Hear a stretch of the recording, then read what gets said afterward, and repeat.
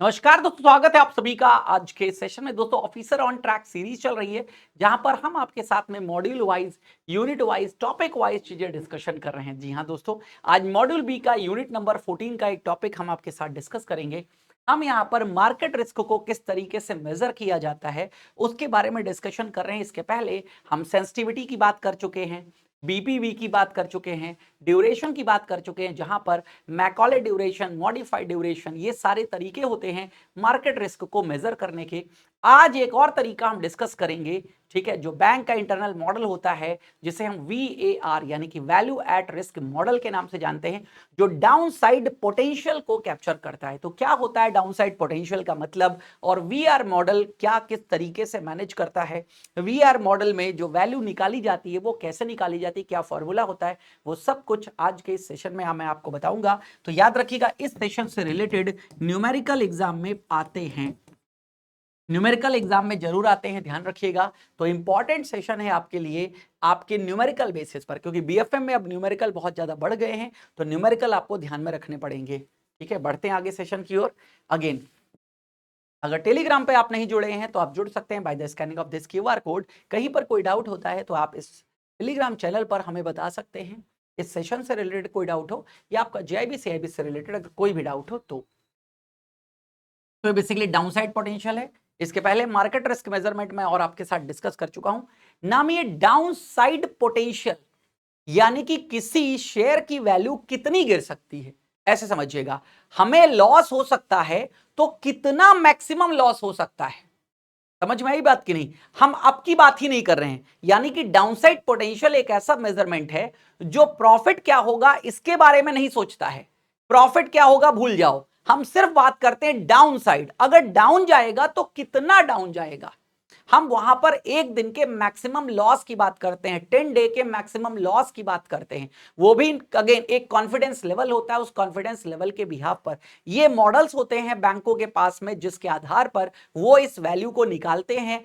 कैसे निकाली जाती है मैं अभी आपको आगे बताऊंगा। और इन मॉड्यूल्स की मतलब सॉरी, ये जो मॉडल्स हैं इनकी बैक टेस्टिंग की जाती रहती है कि वाकई में सही है या नहीं है, उसके आधार पर इनको रेटिंग भी दी जाती है। और अगर फिर मॉडल सही नहीं है, ठीक है, मॉडल को फिर से चेंज करने की आवश्यकता है, तो बैंक्स उस मॉडल को चेंज करते हैं। तो समझिएगा, तो डाउनसाइड पोटेंशियल क्या है, risk materialises only when earning deviate adversely. ठीक है, रिस्क तभी मैटेरियलाइज होता है जब हमारी जो अर्निंग्स हैं वो एडवर्स में जाती हैं।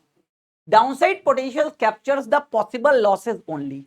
डाउनसाइड पोटेंशियल क्या कैप्चर कर रहा है, possible losses only, and ignores the profit potential, profit potential को इग्नोर करता है। Downside risk is the most comprehensive measurement of risk. जो डाउनसाइड रिस्क है वो ये मोस्ट कंप्रेहेंसिव मेजर होता है रिस्क का। डाउनसाइड रिस्क क्या है, मोस्ट कंप्रेहेंसिव मेजर होता है रिस्क का, as integrate sensitivity and volatility, जो कि इंटीग्रेट करता है सेंसिटिविटी और वोलेटिलिटी को with the adverse effect of uncertainty. ठीक है, यानी कि अनसर्टेनिटी, अनिश्चितता का जो इफेक्ट होगा, तो क्या सेंसिटिविटी क्या वोलेटिलिटी, इन सब को लेकर के साथ में चलता है downside risk. This is the measures that is most relied upon by banking and financial services in industry as also the regulator. Regulator हो गया, बैंकिंग हो गया, फाइनेंशियल सर्विस इंडस्ट्री होती है, इन मेजर्स पर बहुत ज्यादा रिलाई करती है, बहुत ज्यादा रिलाई करती है। अब समझिएगा यहां पर वैल्यू एट रिस्क क्या डेफिनेशन है, क्या एग्जांपल्स हैं, डिस्कस करते हैं। तो वैल्यू एट रिस्क क्या है, ये एक स्टैटिस्टिकल टेक्निक है, यानी कि सांख्यिकीय तकनीक है जो कि इस्तेमाल करी जाती है मेजर करने के लिए पोटेंशियल लॉस, मतलब जो हो सकता है, potential loss in the value of a portfolio, किसी पोर्टफोलियो की वैल्यू में या फिर इन्वेस्टमेंट में, और अ स्पेसिफाइड टाइम पीरियड, एक निश्चित समय में। ठीक है, क्या मैक्सिमम लॉस हो सकता है, और एक निश्चित कॉन्फिडेंस का लेवल होता है यहां पर, उसके आधार पर। ठीक है, it answers the question, value at risk क्या करता है, ये कुछ सवालों के जवाब देता है। सवाल क्या है, what is the maximum loss one can expect on an investment.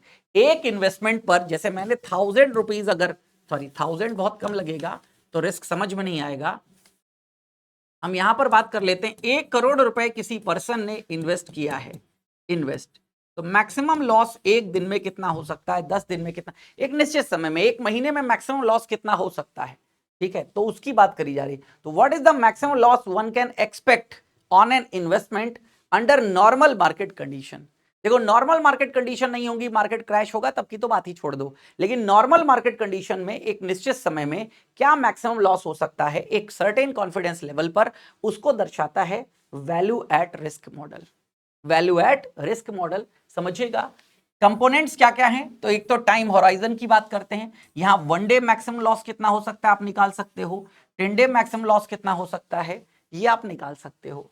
Confidence level की बात करें तो यूजुअली दो ही प्रकार के कॉन्फिडेंस लेवल होते हैं, 95%, 99%, और इनकी वैल्यू को जेड स्कोर कहते हैं, और जेड स्कोर की वैल्यू पहले ही दी होती है। जेड स्कोर की जो वैल्यू है वो ऑलरेडी यहां पर दी होती है, ध्यान रखिएगा। देन पोटेंशियल लॉस की बात करें, the amount expected to be lost, यानी कि वो कितना अमाउंट है जो कि एक्सपेक्ट कर सकते हैं लॉस्ट के लिए, यानी कि खोने के लिए। तो की कंपोनेंट्स हैं।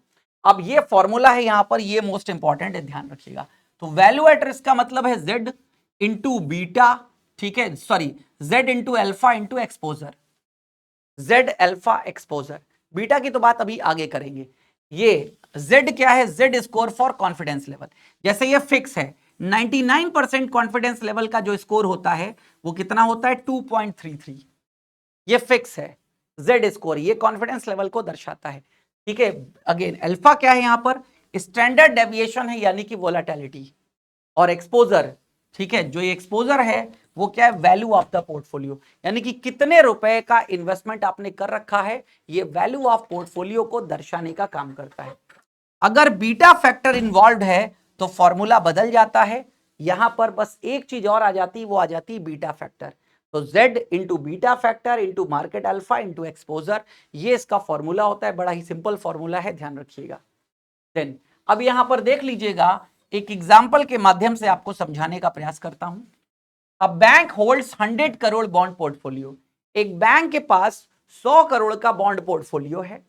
द डेली वोलाटिलिटी यानी कि अल्फा ऑफ रिटर्न इज 2%। अब ये तो हमें पता होता है ना कि एक शेयर या एक जहां पर भी हमने निवेश कर रखा है मैक्सिमम अप्स एंड डाउन्स कितना है, तो डेली वोलाटिलिटी यहां पर 2% की, यानी कि 2% अप या 2% डाउन में जा सकता है। 2% कैलकुलेट करना है 1 डे वीआर, एक दिन का value at risk at 99% confidence level, Z score 2.33 जो मैंने बताया ये कॉमन रहेगा, ये बदलेगा नहीं बार बार, ये 2.33 एग्जैक्ट है जेड स्कोर, ठीक है। अब निकाल लेते हैं, यहां पर जेड है 2.33, अल्फा 2, अब इसको भी हम फ्रैक्शन में लिखते हैं, फ्रैक्शन में लिखने के लिए 2% को लिखेंगे तो 2/100 हो जाएगा 0.02, एक्सपोजर कितना है 100 करोड़, तो निकाल लेते हैं वैल्यू 2.33 इंटू 0.02 इंटू 100, ये निकल करके आया 4.66 करोड़। इसका मतलब 99% कॉन्फिडेंस पर bank could lose up to 4.6 crore in 1 day due to market movements. 99% confidence के साथ में 100 करोड़ के पोर्टफोलियो पर एक दिन का जो मैक्सिमम लॉस बैंक झेल सकता है वो है 4.66 करोड़ रुपए। ये मैक्सिमम लॉस हो सकता है मार्केट मूवमेंट के कारण। तो हमें क्या है, डाउन साइड पोटेंशियल का मतलब क्या है, मैक्सिमम जानना, मैक्सिमम वो भी डाउन साइड का मैक्सिमम, अप की बात ही नहीं कर रहे हैं, प्रॉफिट होगा तो अच्छी बात है, अप की बात नहीं कर रहे हैं हम, सिर्फ बात किसकी कर रहे हैं यहां पर, डाउन की बात करें तो डाउन साइड पोटेंशियल हमें पता चल जाता है इस माध्यम से 4.6 करोड़। अब इसी में अगर बीटा फैक्टर ऐड कर लेते हैं, ठीक है, वी आर विद बीटा की बात कर लेते हैं, तो सिर्फ बीटा ऐड होगा यहां पर, बीटा ऐड होगा, बीटा फैक्टर कितना है यहां पर 1.3%, बीटा फैक्टर कितना है यहां पर, पोर्टफोलियो का बीटा है 1.3, पोर्टफोलियो का बीटा कितना है 1.3, यहां पर हमने बात कर ली, तो मार्केट डेली वोलेटिलिटी सेम है, बस बीटा को ऐड कर देते हैं यहां पर, बीटा जैसे ऐड हो जाएगा तो समझ लीजिएगा रिस्क बढ़ जाएगा, ठीक है। 2.33 into 1.3 into 0.03 into 100 crore, beta के ऐड होने से आपने देखा 4.33 की वैल्यू 6.06 करोड़ हो गई। इसका मतलब है देयर इज अ 99% चांस, 99% ये चांस है कि मैक्सिमम एक दिन का जो लॉस है वो कितना हो सकता है, नॉट एक्सीड 6.06 करोड़। एक दिन का मैक्सिमम जो लॉस है वो 6.06 करोड़ हो सकता है, इससे ज्यादा एक्सीड नहीं करेगा। 6.06 करोड़ ये मैक्सिमम लॉस है एक दिन का। यही होता है दोस्तों वैल्यू एट रिस्क, यानी कि VAR मॉडल, VAR मॉडल। अब कुछ बातें और यहां पर हम समझ लेते हैं, VR इंपॉर्टेंट क्यों है मार्केट रिस्क में। Why V R is important in market risk, ये हेल्प करता है बैंकों को एस्टिमेट करने में वर्स्ट केस लॉस। भाई अच्छा तो सब सोच के चलते हैं, बुरा सोच के चलने वाला ही जब बुरी स्थिति आती है तो घबराता नहीं है। तो ये बैंकों को एस्टिमेट करता है कि वर्स्ट केस सिनेरियो क्या हो सकता है, सबसे खराब घटिया से घटिया होगा तो क्या होगा, वो ये होगा। Used for capital allocation risk control, इसको भी इस्तेमाल किया जाता है किसमें, इसके बिहाफ पर, क्योंकि ये मैक्सिमम लॉस हो सकता है तो इसके बिहाफ पर क्या करोगे, कैपिटल एलोकेट करोगे और कंट्रोल करने की कोशिश करोगे। आरबीआई यूज करता है VR concept under Basel norms, reserve bank of India भी वीआर कॉन्सेप्ट को इस्तेमाल करता है बेसल नॉर्म्स के अंतर्गत। अब ये तीन प्रकार के अप्रोच होती हैं वैल्यू एट रिस्क को कैलकुलेट करने में। एक तो आपने देख लिया, ये जो अभी वैल्यू एट रिस्क की अप्रोच मैंने दिखाई है, ये है वेरिएंस कोवेरिएंस मेथड, इसको कहा जाता है। ये स्टैटिस्टिकल मेथड्स है। बस सिर्फ ऐसा नहीं, वैल्यू एट रिस्क को निकालने के तीन मेथड्स होते हैं, ठीक है। इन तीनों मेथड्स के बारे में बात करेंगे। तो वेरिएंस कोवेरिएंस मैट्रिक्स मेथड ये तो कर चुके हैं, फिर आता है हिस्टोरिकल सिमुलेशन, फिर आता है यहां पर मॉन्टी कैरलो सिमुलेशन। समझिएगा, सबसे पहले वेरिएंस कोवेरिएंस मेथड, इसको डेल्टा नॉर्मल मेथड भी बोलते हैं, डेल्टा नॉर्मल मेथड, ठीक है। ये एसेट रिटर्न्स को नॉर्मली डिस्ट्रीब्यूट्स करता है। Portfolio is linear in risk factors, यानी कि स्मॉल मूवमेंट्स। ये है, यही तो अभी बताया था, ये पूरा का पूरा जो आपको बताया अभी। हाँ, 95% कॉन्फिडेंस लेवल पर ये वैल्यू कितनी आती है, 1.65। ध्यान रखिएगा, ठीक है। 95% अगर निकालने को आपसे कहा गया हो तो याद रखिएगा वैल्यू है 1.65, और अगर 99% वैक्यू से निकालना हो तो ये वैल्यू आती है यहां पर, तो ये वैल्यू कितनी आती है यहां पर, 2.33%।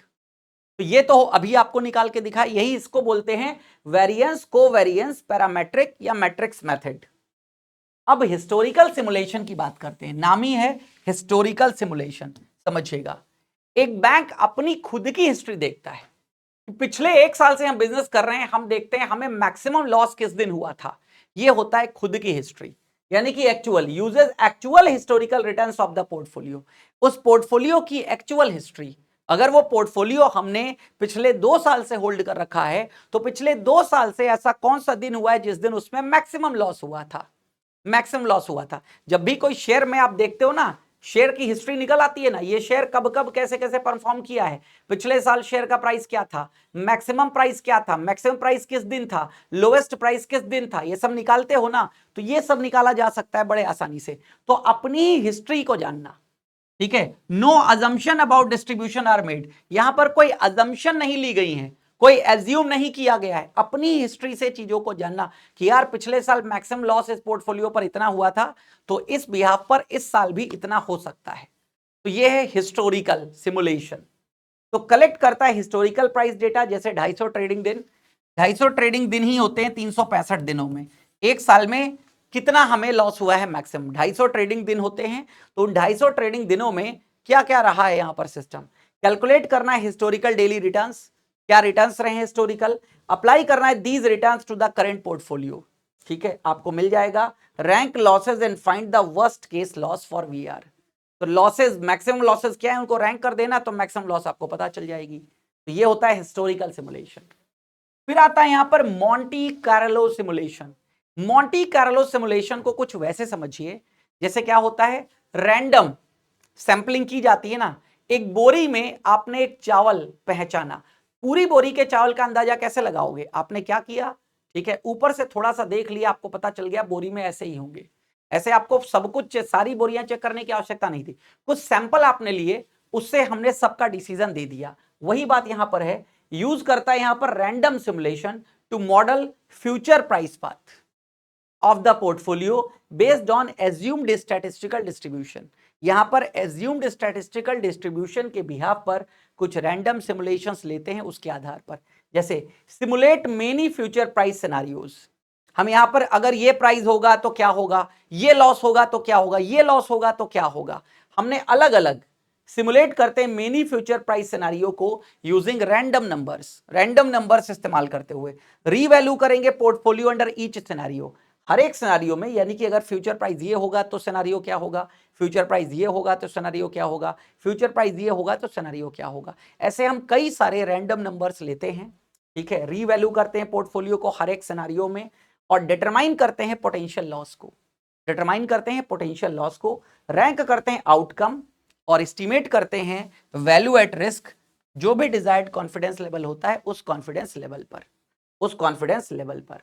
इस तरीके से ये मॉडल, तो 3 मॉडल्स हैं, वेरिएंस कोवेरिएंस मेथड है वैल्यू एट रिस्क में, हिस्टोरिकल सिमुलेशन है, मोंटी कैरेलो सिमुलेशन है। तो याद रखिएगा ये आपका डाउनसाइड पोटेंशियल के अंतर्गत इनसे मार्केट रिस्क मेजर किया जाता है, ध्यान रखिएगा। अब कुछ इंफॉर्मेशन आप लोगों के लिए, उम्मीद करता हूं ये टॉपिक आपको पसंद आया होगा, ठीक है। कमेंट सेक्शन में जाकर के कमेंट जरूर किया करिए कि टॉपिक आपको कैसा लगा। अब बात करते हैं दोस्तों आपके लिए कुछ ऑप्शंस की। तो दोस्तों अगेन आप pw.live पर जाएंगे, ठीक है, वहां पर आप गवर्नमेंट एग्जाम में जाएंगे, जैब कैब आपको मिल जाएगा। जैसे जैब कैब पे आप क्लिक करेंगे आपको सारे बैचेस यहां पर मिल जाएंगे। तो CIB का महापैक आप जुड़ सकते हैं। महापैक ऐसा पैक होता है दोस्तों जहां पर एक बार जुड़ने के बाद आपको बार बार पैकेज खरीदने की आवश्यकता नहीं होती है। एक ही पैकेज आपके सभी समस्याओं का निदान कर देता है, यानी कि इन फ्यूचर जो भी हम बैच लॉन्च करेंगे वो इस पैकेज में आपको मिलेगा। अभी जो बैचेस चल रहे हैं वो तो मिलेंगे ही मिलेंगे, यानी कि बार बार कोई पैकेज खरीदने की आवश्यकता नहीं होती। जब आप वेल स्ट्रक्चर्ड रूप में तैयारी कर रहे होते हैं तो क्या होता है, हमको पहले फाउंडेशन भी करना होता है, फिर न्यूमेरिकल करना होता है, फिर हमें क्रैश कोर्स भी करना है। तो सब कुछ बार बार परचेज करते हैं तो वो कॉस्टिंग भी ज्यादा आती है, ठीक है। और यहाँ कॉस्टिंग भी बहुत कम है। एक बार 2 साल 1 साल 6 महीने की वैलिडिटी में महापैक अवेलेबल है। आप जिस वैलिडिटी का परचेज कर लेंगे उस वैलिडिटी तक आपको सारे ऑफर्स मिलते रहेंगे।